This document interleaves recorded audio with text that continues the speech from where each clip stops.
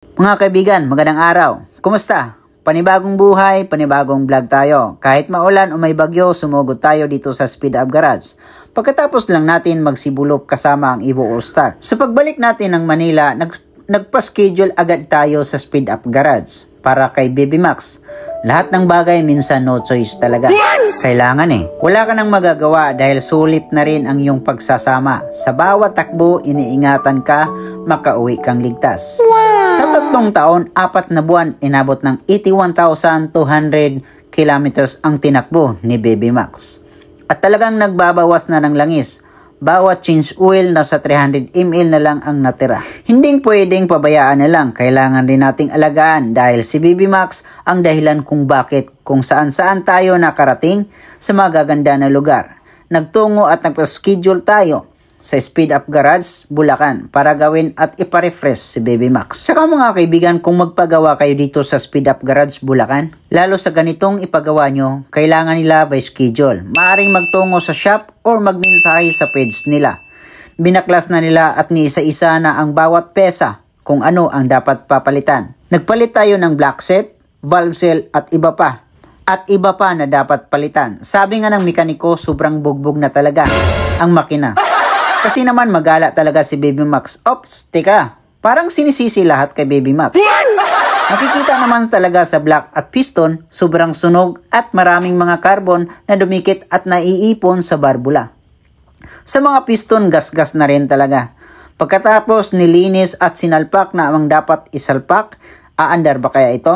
Ito ang kasunod na nangyari. At dahil na rin, binaklas na rin ito, siyempre magpalit na rin tayo ng crankshaft position sensor or tinatawag na CKP. Dahil nung papunta tayo dito sa Speed Up Garage ay 2 bisis tayo na namatayan habang nakatakbo tayo. Siyempre walang ibang ipapalit natin dyan, kundi ang Seaworks Toyota Tosho. Pangalawang palit ko na pala nito ng CKP. Ang una kong palit ay inabot ng 7 months, susulit na siguro yon dahil replacement lang naman din. Alam naman natin madaming remedyo si Sir Mel. Kapag may problema, may solusyon. Basta win-win solusyon. Dahil ang ECU ni Baby Max ay matagal ko nang rin problema. Problema ko, problema din ni Sir Mel. Hindi talaga mapasukan ng MST 500 diagnostic tool pagkatapos natin maparimap. Kaya ito ang sabi ni Sir Mel, pakinggan natin.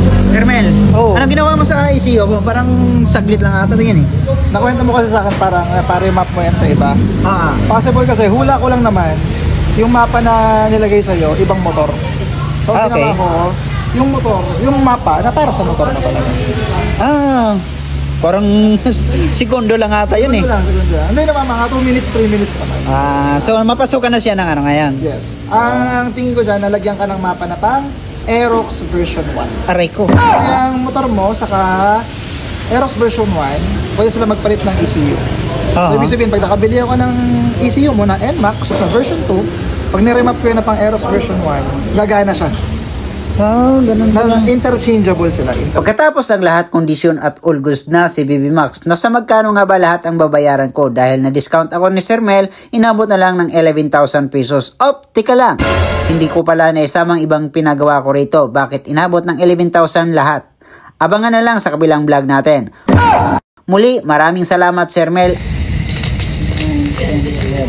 Ito ma'am, kaso. Thank you po.